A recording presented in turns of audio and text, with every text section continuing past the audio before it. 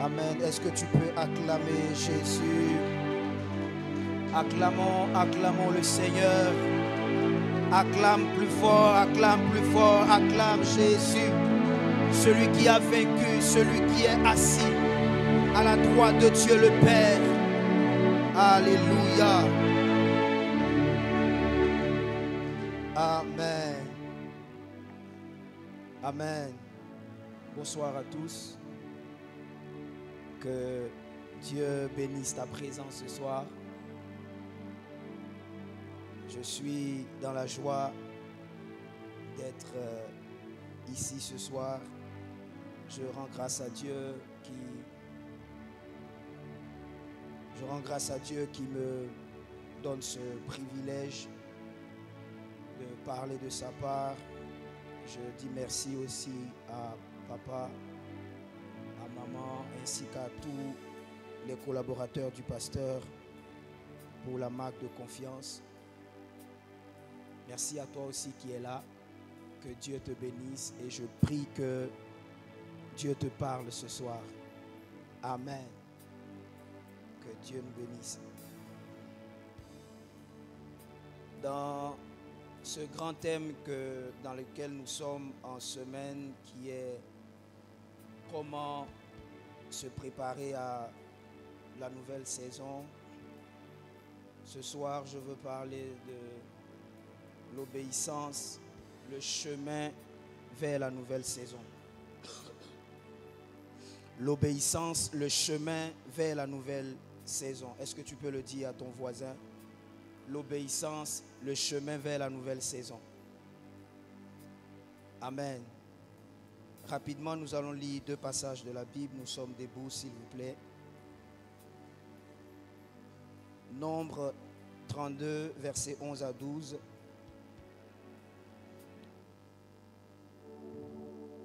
Nombre 32, versets 11 à 12.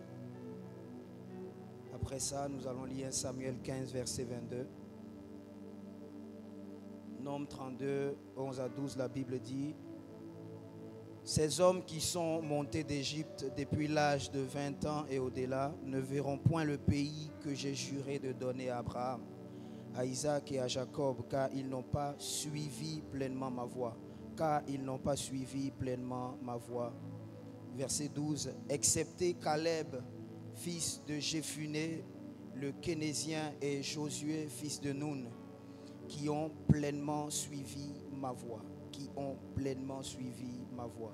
1 Samuel 15, verset 22. 1 Samuel 15, verset 22.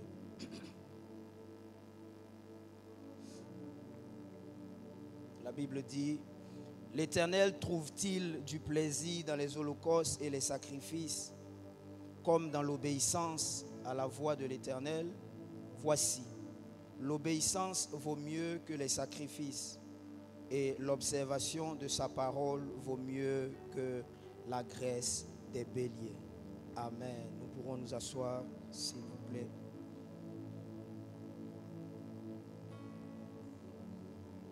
Un jour, j'ai eu une vision alors que je priais. Et dans cette vision, j'ai vu des pots, des pots qui étaient vraiment beaux.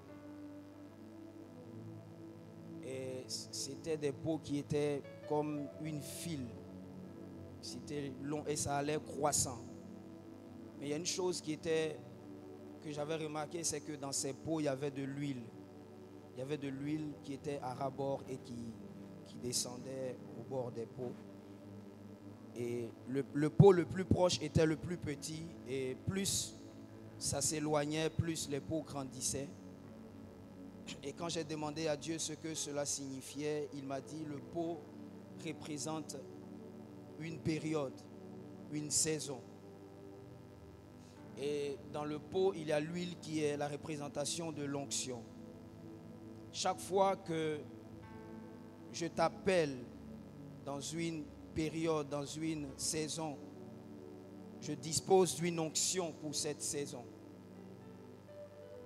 Et Lorsque tu arrives à ce pot est déversé totalement sur toi pour que tu puisses accomplir ce à quoi Dieu t'appelle dans ce temps. Mais pour passer de ce pot au pot supérieur, il te faut obéir totalement à la première étape pour pouvoir avoir le prochain pot. Chaque fois que Dieu veut nous faire avancer, il y a une chose qu'il attend de nous: l'obéissance. Chaque fois que Dieu veut nous faire passer d'un point A à un point B, il y a une chose qu'il attend de nous: l'obéissance. L'obéissance à l'instruction qu'il t'a donnée dans l'instant T où tu te trouves. Parce que chaque période a une instruction. Chaque saison a une instruction. Alors que tu te trouves là maintenant, Dieu attend quelque chose de toi. Et tant que tu n'obéiras pas totalement à ce que Dieu attend de toi, il ne te fera pas passer à l'étape supérieure. Dieu n'attend pas d'abord tes jeûnes, tes prières, tes offrandes, ton service. Ce que Dieu attend d'abord, c'est ton obéissance. C'est pourquoi il a dit qu'il vaut mieux l'obéissance que les sacrifices. La prière, les jeûnes, ce sont des sacrifices. Le service pour Dieu, ce sont des sacrifices. Et ce sont de très bonnes choses qui nous qualifient devant Dieu. Mais ce que Dieu attend le plus, c'est ton obéissance. Ce qui te qualifie véritablement devant Dieu, c'est ton obéissance.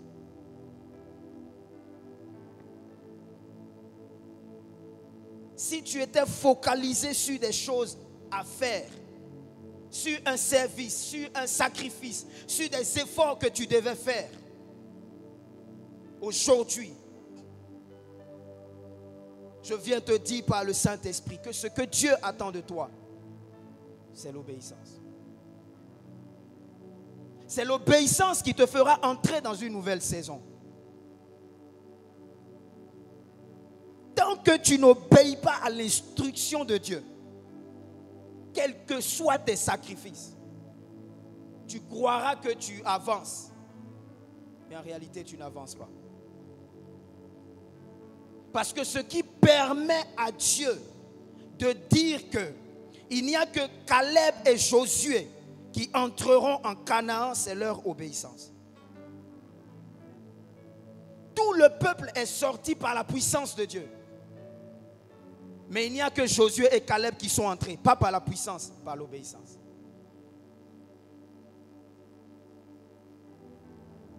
Les choses de Dieu ne s'acquièrent pas d'abord avec la puissance, mais avec l'obéissance. Quand tu pries, papa l'a dit dernièrement, Dieu te donne une orientation.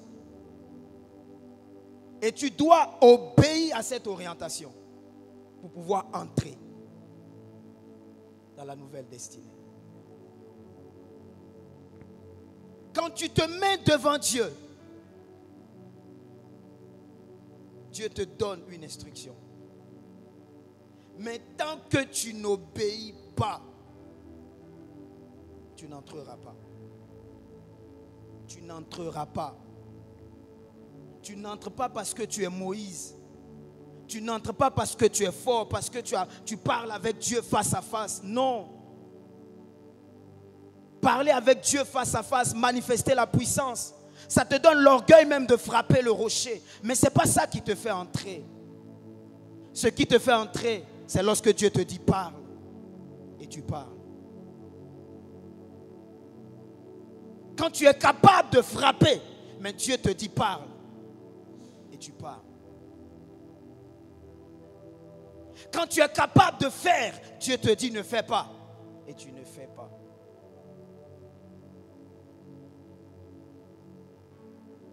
L'obéissance.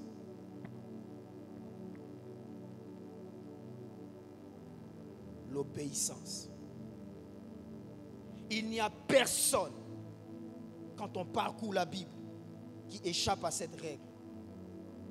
Si on parle de la foi d'Abraham, la foi d'Abraham, ce n'était qu'une obéissance.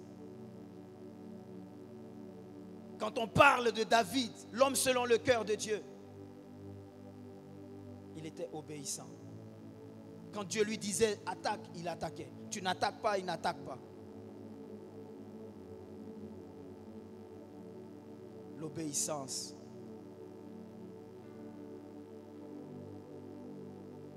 Même Jésus,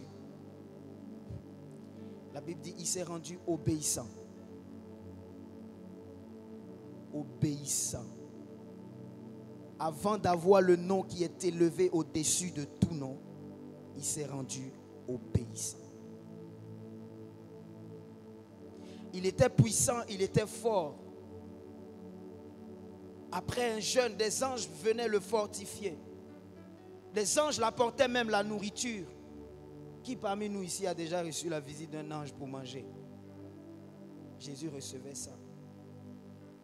Il pouvait dire à Pierre, je peux invoquer mon Père, il me donne une légion d'anges pour tuer tous ceux-là. Mais ce Jésus, il n'aura pas le nom qui est au-dessus de tout nom avec ça. Il aura le nom qui est au-dessus de tout nom en obéissant. L'obéissance tue quelque chose en toi. Parce que l'obéissance, lorsque j'ai cherché la définition, c'est de respecter ce qui est demandé. Alors que quand Dieu te demande, il ne te consulte pas. Quand Dieu te demande, il ne veut pas ton avis. Malgré ton éducation, malgré tes connaissances, malgré ce que tu as traversé, les enseignements que tu as reçus, ce qui est dans ton background, tout ce que tu es, Dieu ne consulte pas tout ça. Il te donne une instruction que tu dois obéir. Que ça te plaise, que ça ne te plaise pas, tu dois obéir. Il dit, quiconque croit au nom de Jésus sera sauvé. Que ça te plaise, que ça ne te plaise pas. Si tu ne crois pas, quelle que soit ta beauté, quel que soit qui tu es, tu iras en enfer.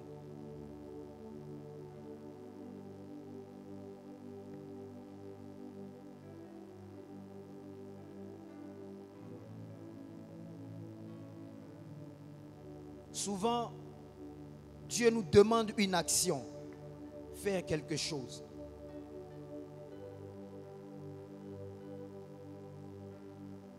Dieu te demande de pardonner. Dieu te demande de t'humilier. Dieu te demande de donner. Dieu te demande de soutenir. Dieu te demande de faire quelque chose. Et souvent, c'est avec cette chose-là que tu luttes la plus dans ta vie. Peut-être même que tu as vaincu le péché, tu as vaincu X, Y chose, mais c'est avec cette instruction-là que tu luttes. Et alors que je parle, tu sais ce que Dieu attend de toi. Tu sais. Souvent, ça paraît pesant, ça paraît lourd, mais tu es certain que c'est Dieu. Tu sais que c'est Dieu qui te demande ça. Et tant que tu ne fais pas ça, non seulement tu n'auras pas la paix, mais tu n'entreras pas en Canaan.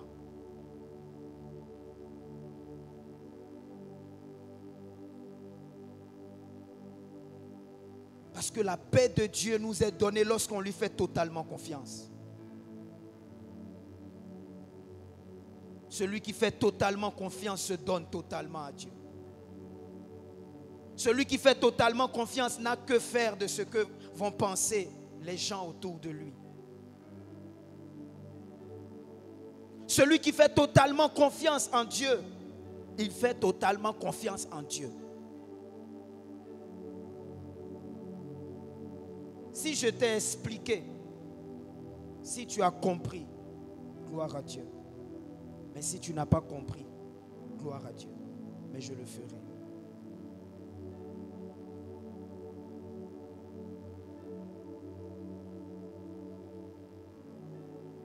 Est-ce que ce que tu fais maintenant, c'est ce que Dieu attend de toi?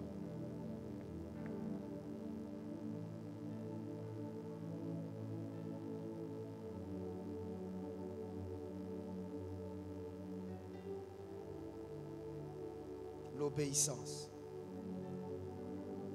Jéricho était barricadé dans Josué 6. Et pour vaincre Jéricho, normalement, à vue d'œil, tu dois avoir des armes lourdes. Mais Dieu n'a pas demandé des armes. Dieu a demandé la louange, l'obéissance. Josué a obéi, les murs sont tombés. Jéricho était grand, mais pour vaincre Jéricho, il fallait la louange. Aïe était petit, mais pour vaincre Aïe, il fallait les armes, l'instruction. Pour vaincre Jéricho, il fallait obéir. Pour vaincre Aïe, également, il fallait obéir. Tu ne peux pas dire, si j'ai vaincu Jéricho en louant, bon, Aïe même, je peux le vaincre en m'asseyant. Non. Tu fais ce que Dieu te demande. Et Dieu agit. L'action dans l'obéissance. Deuxièmement, dans l'obéissance, Dieu nous demande souvent, je vais aller vite, des privations. Je ne vais citer que ces deux-là, l'action et les privations. Il y a beaucoup d'autres choses que j'avais notées. Lorsqu'on retourne au verset 5 de Josué, avant d'entrer en Canaan, Dieu demande à Josué de circoncire tous les enfants d'Israël. Parce que ceux qui étaient sortis d'Égypte étaient circoncis, mais ceux qui étaient nés dans le désert n'étaient pas circoncis. Tous ceux qui étaient circoncis étaient morts. Ceux qui étaient dans le désert n'étaient pas circoncis. Et Dieu a demandé qu'on les circoncis tous avant de passer à l'étape supérieure. Et Josué devait obéir. Peut-être que parmi eux, il y avait des vieillards. Un vieillard qui se fait circoncis, vraiment. Déjà, quand tu dépasses l'enfance, tu fais circoncis. C'est terrible. Et souvent, tu as grandi avec des choses que tu devais faire dès le début de ta marche chrétienne. Dès le début de ce que tu avais commencé. Et aujourd'hui, c'est devenu grand. Mais Dieu ne te fera pas entrer en Canaan. Avec ce prépuce-là, tu dois l'enlever. Tu dois l'enlever. Si tu vas pleurer, que tu pleures, mais tu dois l'enlever. Si tu dois saigner, saigne. Mais enlève-le.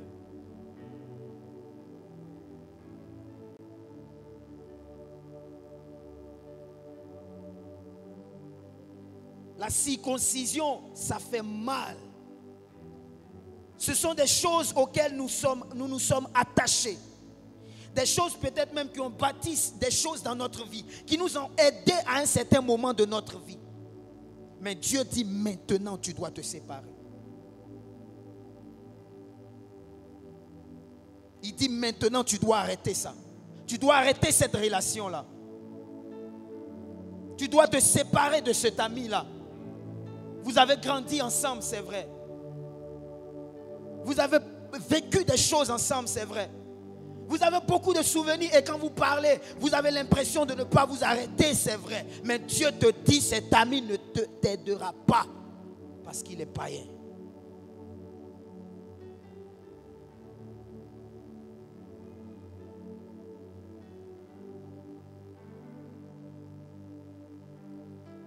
Tu vis dans un péché qui te procure du plaisir.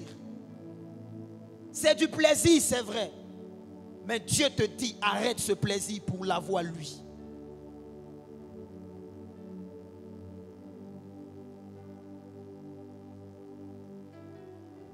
Si tu vas saigner, saigne. Si tu vas gémir seul dans ta chambre, gémis, pleure. Mais ça doit s'arrêter. Tu dois obéir. Jéricho, c'est la promesse. Et Jéricho, ce n'est pas la promesse des Égyptiens. Comme Jéricho n'est pas la promesse des Égyptiens, Dieu ne demande pas aux Égyptiens de se circoncire. Dieu demande à celui à qui appartient Jéricho de se circoncire. Pardon, Canaan, je parle de Canaan précisément. Il n'y a que ceux qui doivent entrer en Canaan à qui Dieu demande la circoncision. Cette promesse n'est pas à quelqu'un d'autre, c'est à toi. C'est pourquoi Dieu te demande ça. Les autres le font, c'est bien, mais toi, tu ne dois pas le faire. Parce que ta vie, c'est ta vie. L'obéissance. Tu peux crier la saison, la saison, la saison et continuer de crier la saison en enfer. Sans jamais entrer dans cette saison.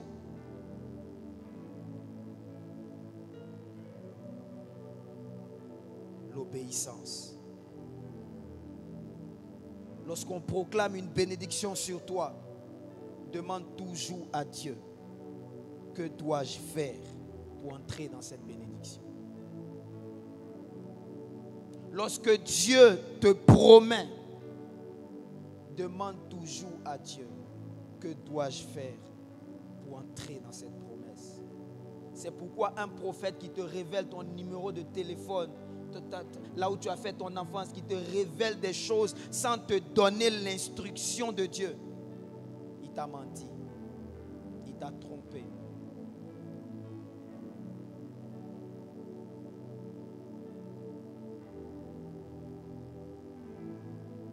Ce soir, si tu peux prier, si tu peux entrer en intimité avec Dieu, si tu connais l'instruction, pleure seulement devant lui.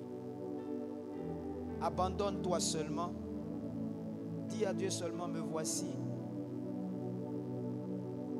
Tu n'es pas le seul sur la terre, il y a beaucoup de personnes. Ta vie ne va pas faire le journal télévisé mondial. Peut-être on peut te regarder mal aujourd'hui, mais c'est passager. Et je préfère qu'on regarde mal, mais que j'aille au ciel, que j'accomplisse ma destinée, que je sois fidèle à Dieu, que Dieu m'appelle bon et fidèle serviteur, au lieu de paraître devant les hommes, mais d'être disqualifié devant Dieu. Tu as ta vie à toi seul. Si tu peux prier, parler à Dieu de cette instruction-là que Dieu t'a donnée, de ce que Dieu attend de toi, de cette séparation qu'il attend de toi. Prions. Prions. Entre dans sa présence. Ne te permets pas de prier superficiellement. Ne te permets pas de prier à la volée. Prie sincèrement. Entre dans le lieu secret. Prie afin d'être sûr que ta prière a touché le cœur de Dieu.